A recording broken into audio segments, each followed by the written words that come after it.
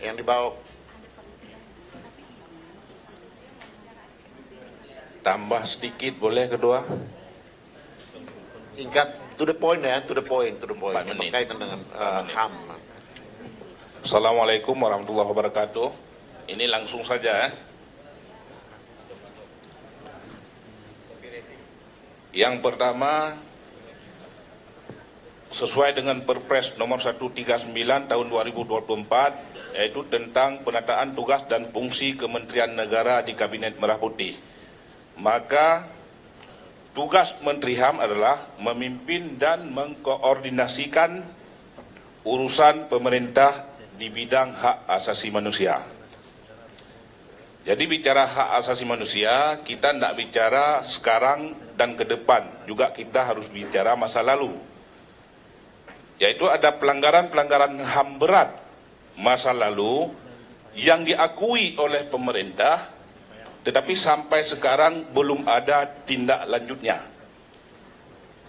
Sesuai dengan Kepres nomor 17 tahun 2022, yaitu pemerintah Republik Indonesia masa periode Bapak Presiden Jokowi telah menerbitkan Kepres tentang penyelesaian HAM berat non-yudisial, yaitu ada 12 daerah. 3 di daerah itu adalah ada di Aceh, juga ada di Papua, ada di Semanggi, dan lain-lain. Pemerintah menyesalkan terjadinya pelanggaran HAM berat dan pemerintah berjanji akan menyelesaikannya secara non-yudisial. Tetapi sampai hari ini yang saya tahu dulu di Aceh.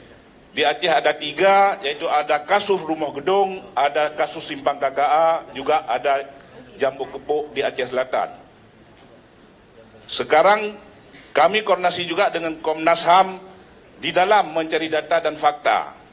Tetapi realisasi kompensasi yang dijanji oleh pemerintah sampai sekarang belum ada realisasi.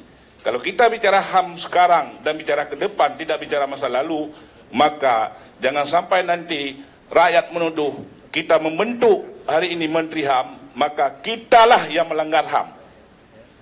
Karena pelanggaran-pelanggaran yang diakui oleh pemerintah saja tidak ada realisasinya, tidak ada tindak lanjutnya, apalagi pelanggaran-pelanggaran HAM yang terbiarkan terjadi sendiri. Ini yang lakukan adalah yang mengakui pemerintah Republik Indonesia melakukan pelanggaran HAM.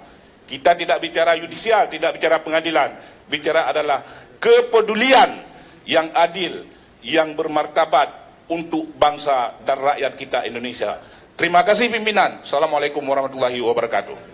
Baik, terima kasih Pak Samsul ya. Pak Samsul. Pak Tiung, mohon maaf. Bahaya nih kalau merdeka ini. Kalau Aceh udah boleh ya, kalau Aceh udah boleh teriak merdeka. Baik, kita lanjutkan yang berikut, fraksi PAN.